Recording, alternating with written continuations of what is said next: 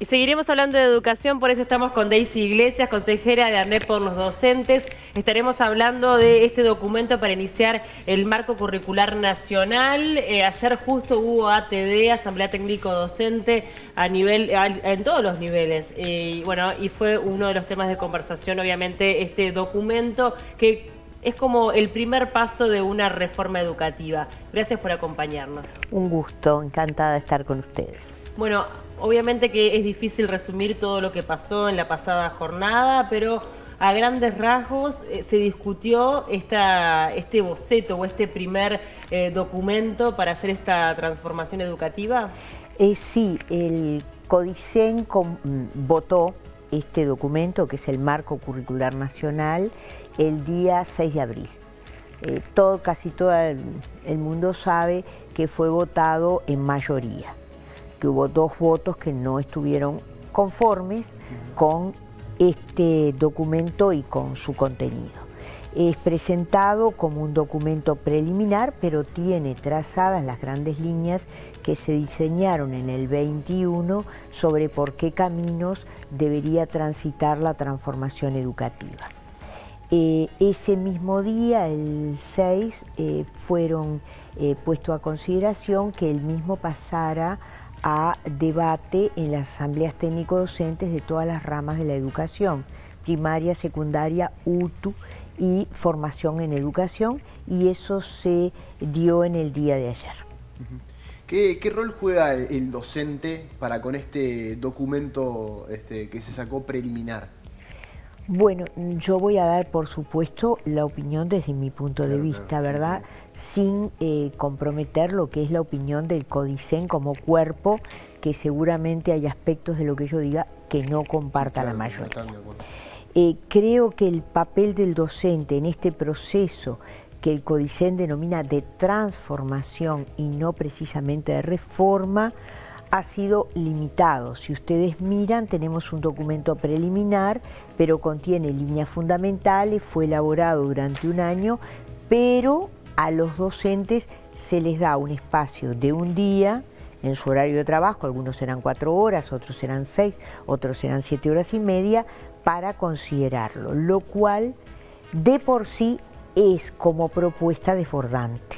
Es muy difícil para cualquier profesional recibir el documento que además, si usted me dijera, mire, hace un año se les había dado para que individualmente lo fueran analizando. No, se les dio el jueves anterior, o sea, ahí con una semana de tiempo a la noche, y no de una manera clara en cuanto a qué se tenía que tratar. En realidad las ATD eran para discutir y posicionarse sobre este marco curricular. Entonces comprenderán que se generaron como 2 problemas de tiempo. El problema de tiempo de no hacerlo durante el proceso, esperar tener un documento relativamente elaborado, y el problema de tiempo entre que te anuncio y te propongo la reunión. Y al mismo tiempo analizar el documento y hacer entre los propios docentes un planteo, una discusión sobre ese documento que no, tiene poco tiempo. Literalmente es imposible. Sí. O sea, yo estuve en la docencia hasta diciembre del año pasado, no hay forma. Claro. Es un marco teórico, además implica un modelo que tienes que leerlo para desentrañarlo. Los documentos curriculares hoy de este tipo son temas técnicos, pero voy a tratar de decirlo bien sintético. Son como de 3 tipos. El modelo por competencias, el modelo por contenidos y el modelo que se denomina mixto, que sobre todo algún didacta mexicano, Díaz Barriga, que tal vez parte del auditorio, si hay docentes, lo ubique, denomina un mixto, o sea, ninguno de los 2 polos. Este modelo es un modelo por competencias, lo dice expresamente, vamos a usar un modelo competencial, por tanto, genera una crítica o un análisis desde los contenidistas, obvio, porque es la posición contrapuesta, y también de aquellos que ven la necesidad de una estructura mixta. Pero a eso agrego que es un documento en este momento por lo menos desde el grupo de trabajo que yo integro, como consejera del CODICEN, conjuntamente con quienes me acompañan, hemos empezado a trabajarlo en 3 partes. Los grandes enunciados generales que vienen dichos desde hace tiempo, que son muchos. Los temas metodológicos que ya están y los temas nuevos.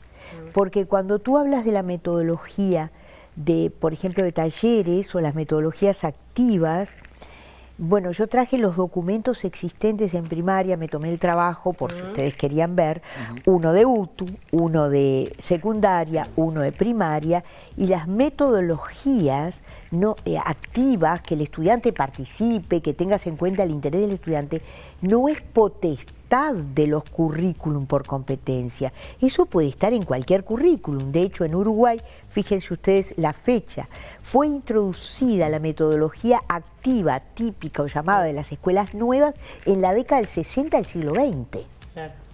Entonces, hay también un problema en el espacio común que es asociar ciertos lemas con los currículum por competencia, si no es así. Ahora, igual de todas maneras, creo que más lo han dicho las autoridades de la educación, es un primer paso y la idea es que la participación docente esté justamente para llegar a un acuerdo y encontrar el camino que al menos a la mayoría esté de acuerdo. ¿Ustedes consideran que van a ser tenidos en cuenta como se plantea desde el principio? Yo aquí estoy hablando como autoridad de la educación porque soy uno de los 5 integrantes del CODICEN. Y yo fui llamada a votarlo el día 6 de abril. Por tanto, esto tiene un voto mayoritario, esto es base firme. Creo que a partir de ciertos análisis fundados desde la teoría, así como de la expedición de gran parte de los cuerpos docentes, va a tener que operarse cambios. Yo creo que aquí, en este modelo, ya es obvio para todos que tiene que aparecer jerarquizadas las disciplinas, no nombradas. Porque, a ver, en un currículum por competencia yo puedo nombrarte a las disciplinas, pero aquí en la página 51 dicen los campos disciplinares u otros formatos similares, temas y talleres. No, los campos disciplinares, los grandes campos del conocimiento, bueno, el idioma español, la geografía, la historia, no es un taller o no es un tema. Por tanto, a partir ya de lo que se ha hablado, me parece que va a tener que tener un giro hacia las disciplinas y hacia los contenidos disciplinares graduados. Y alerto a la ciudadanía, cuando se dice currículum, no se está diciendo cualquier cosa. Un currículum es también cómo son los cursos, cómo son los sistemas de evaluación, cómo son los sistemas de acreditación de aprendizajes. Y todo eso es una transformación que debe ser hecha de una manera firme, fundada y recogiendo visiones que son académicas, que no son simplemente el sentido común de la opinión. Y creo que a los docentes tienen que darles más lugar. Más lugar, no tengo la menor duda. Ese mismo punto te iba a preguntar, ¿cuál es el lugar que tiene hoy el docente dentro de la ANEP y del CODICEN? Desde mi punto de vista es muy limitado, muy escaso. ¿Por qué? Lo dije el día que asumí. La mayoría de los conflictos que se generan, no lo digo yo, lo dijo UNESCO, se generan por no dar la palabra a tiempo. Cuando el docente en general expresa sus disconformidades es porque no tuvo la palabra a tiempo, y esto es una muestra. Un solo día para tratar nada menos que la transformación curricular. Y luego te dicen, bueno, no, pero va a venir una encuesta. No, pero una encuesta es una consulta personal, individual, que alguien sintetizará. Se necesita un mayor dinamismo. Si tú me preguntas qué hace falta aquí, aquí hace falta estimular el debate académico entre docentes. Si tú me vas a decir, pero entonces todo se aplaza. Bueno, yo lo digo hoy porque asumí el 25 de febrero, pero esto viene trabajándose desde el 2021. Claro, pero ¿vos sentís que en la discusión con respecto a este marco se escuchó al docente, o por lo menos no. a vos como representante de los docentes? Bueno, a los docentes no se nos escuchó. Yo vengo de ejercer desde diciembre, ejercí a cargo de inspectora de escuela y me han dicho los inspectores, estuvieron consultados. No, discúlpeme, a mí nadie me llamó nunca para opinar si yo quiero un currículum por contenido o por competencias. Habrá habido representantes nombrados por las direcciones generales o por el Consejo de Formación, pero a los docentes no. Y en relación con el planteo que tuvimos junto con el consejero Julián Mazzoni el día 6, pedimos que se aplazara. Nosotros no tenemos ningún afán fundacional, no queremos fundar nada. Nosotros llegamos cuando gran parte de esto ya estaba definido. ¿Quién lo definió? Lo definieron en niveles jerárquicos, no se definió en niveles amplios. Ahora, ayer te lo comentaba antes de estar al aire, estuvimos con una integrante de DUI 21 y ella señalaba que consideran que una transformación educativa no se puede hacer en un único periodo de gobierno. Es una transformación que lleva al menos 10, 15 años, por ende se deben hacer alianzas con todos los partidos, porque debe trascender al partido de turno. ¿Tú considerás lo mismo, que es algo que se tiene que mirar a mediano o largo plazo? Bueno, me han dicho que estuvieron con una estimada colega, Adriana Trócoli, que si está mirando, aprovecho a saludarla, hace tiempo que no la veo. La educación debe ser una política de Estado, no de gobierno. Pero creo que Adriana, si estuviera acá, coincidiría. Esto es parte de lo que ha sido Uruguay. O sea, yo voy a usar un nombre que todos dirán, ah, pero lo dijo Varela en el siglo XIX, o lo digo a entender. La educación es asunto de Estado. Y hoy se agrega en el contexto internacional, no solamente uruguayo, que no es asunto solo de Estado, es asunto de participación. Y uno de los actores destacados son los actores formados para el ejercicio de los roles, que luego al no participar se transforman muchas veces no precisamente en aliados de los cambios, no porque sean enemigos, sino porque no comparten la línea por la que van. Yo vuelvo a decir, yo no comparto esta línea, considero que mucho de lo que está aquí escrito ya estuvo escrito, traje para demostrarlo, considero que hay confusiones entre disciplinas y procedimientos metodológicos, considero que se presenta como nuevo algo que no es nuevo. Si ustedes miran docentes de secundaria, tengo acá el programa de idioma español, tengo acá un programa de UTU, van a ver que en todos aparecen las metodologías de corte activo con el interés del estudiante y la motivación, pero también hay otras cosas que son preocupantes. Tú no puedes decir que puedes tener algo genérico y global y que después cada institución puede agregarle cosas, porque tú segmentas en un país de 3 millones, segmentas las instituciones educativas y corres el riesgo de convalidar diferencias. Entonces todo eso debe estar estudiado con detalle y no se trata de obstaculizar los procesos de desarrollo.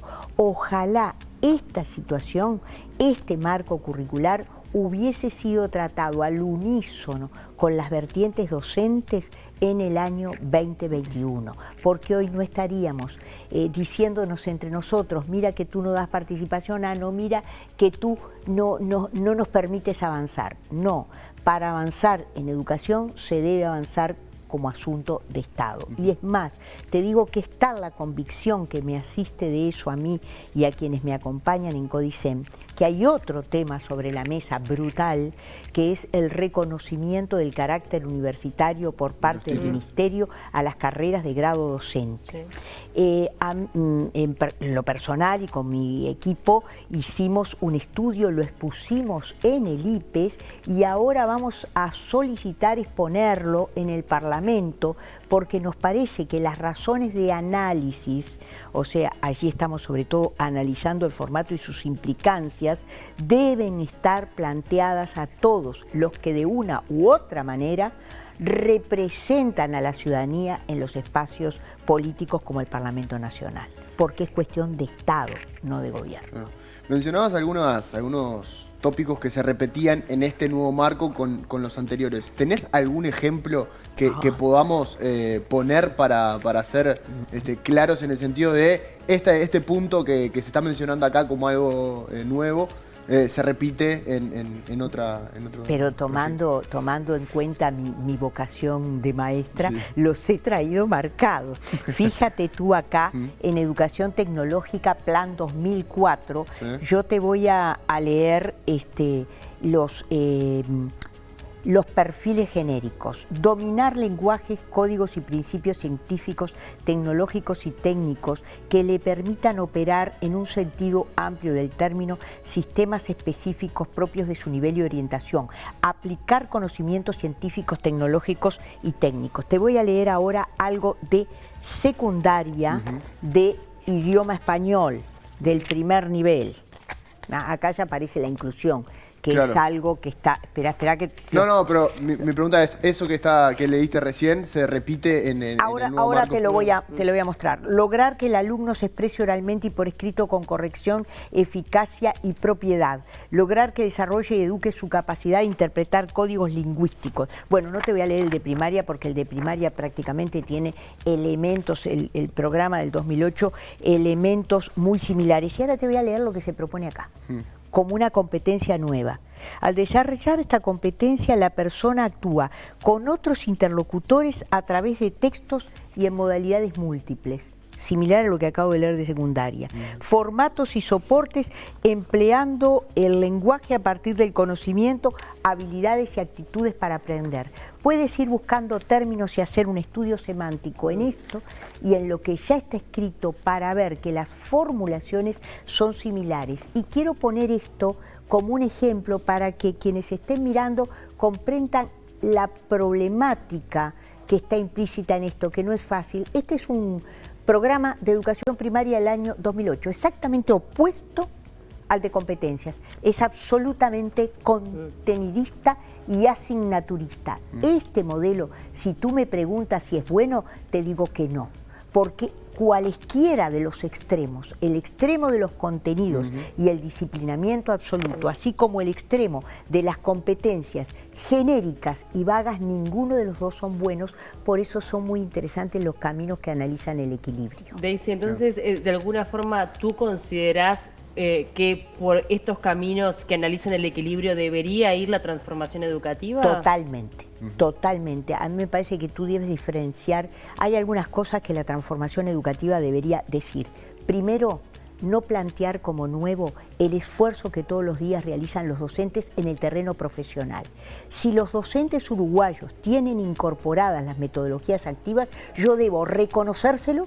En primer lugar, decirle, señores docentes, ¿saben qué? Por esta metodología avanzamos, por las metodologías de participación, por las metodologías explicativas, demostrativas, y no decir que estamos en el dominio de la memoria. Que después deseo decir algo también sobre la memoria, si a ustedes les da el tiempo, porque tampoco hay que desterrarla. Hubo una moda anterior didáctica de desterrar absolutamente la memoria, y hoy, a través del empuje de las neurociencias, se ve que eso no fue lo mejor. Los extremos siempre son malos, pero reconocerles al docente lo que hacen y cómo lo hacen y avanzar en esa formación, porque ¿qué necesitan? Formación en ese terreno. ¿Y dónde debería generarse el cambio entonces? En primer lugar, en ese aspecto de formación, porque yo te mostré 3 programas de 3 niveles distintos, y yo te diría, hay que armonizarlos. Bien. Son totalmente distintos, pero también los docentes de secundaria, de UTU y de primaria tenemos formaciones distintas. Hay que hacer un fuerte hincapié en la formación didáctica. Reconocimiento, formación. ¿Qué otra cosa? A los estudiantes hay que reconocerles el interés, pero si lo estamos diciendo acá, se dice en el 2008 y está repitiendo lo que se dice en Uruguay desde la década del 50, 58, primer programa. Entonces, al estudiante eso, pero me parece que, y esto es de mi cosecha personal, hay que dar un mensaje. El aprendizaje, aprender es grato y debe ser interesante, pero requiere esfuerzo. Porque también nosotros tenemos que saber que en cualquier tarea humana, aparte del placer que la misma nos genera, requiere un esfuerzo de trabajo.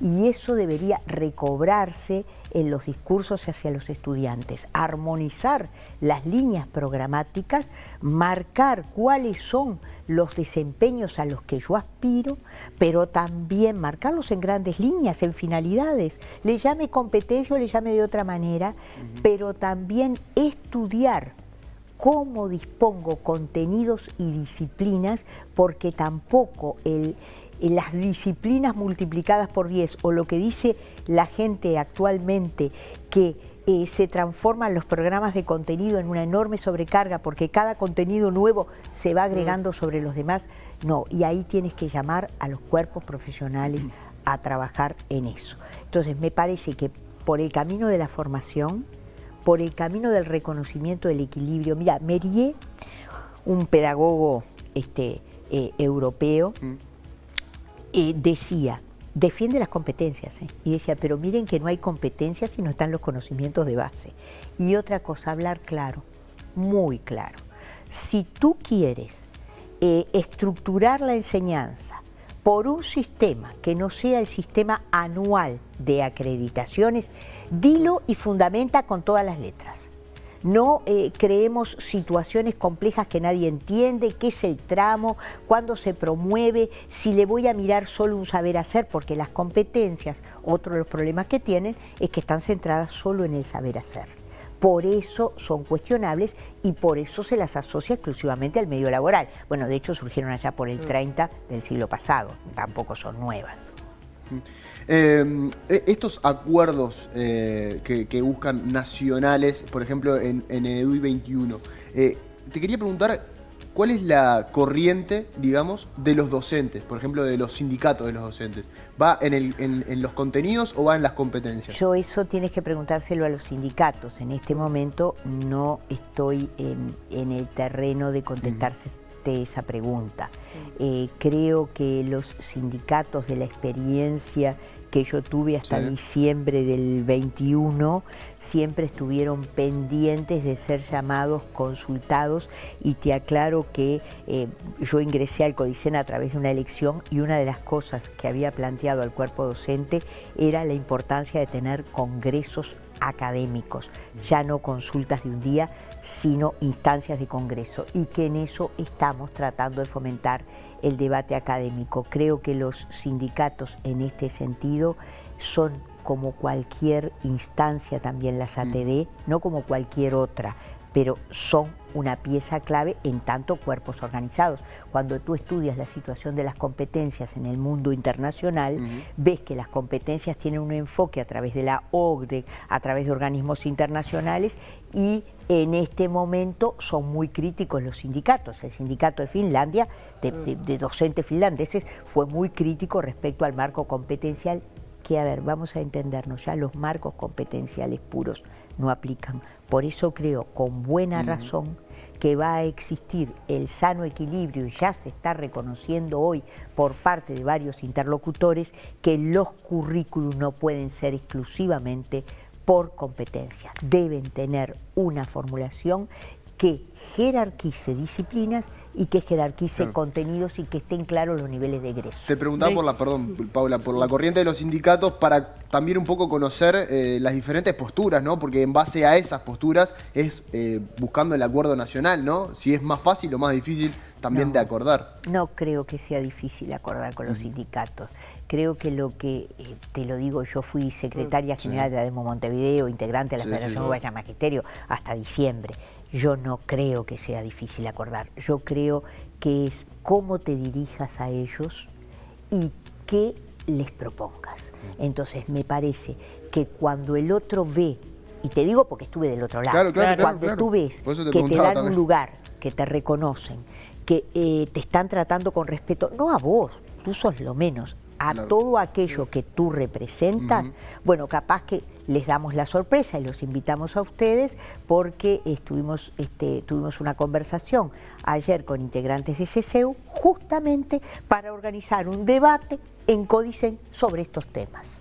Daisy, muchísimas gracias por estos minutos aquí en el Living. Obviamente que es un camino que recién comienza, que ojalá tenga la participación de todos los integrantes de la educación y en definitiva lo que buscamos es que la educación se transforme hacia un lugar más positivo para los docentes y también para los estudiantes sobre todo, ¿no? Esa es la finalidad. Para los estudiantes, sobre todo para que vuelva Uruguay a tener un sitial de privilegio internacional como lo supo tener. Lo supo tener, es verdad. Gracias por el tiempo. No, a ustedes.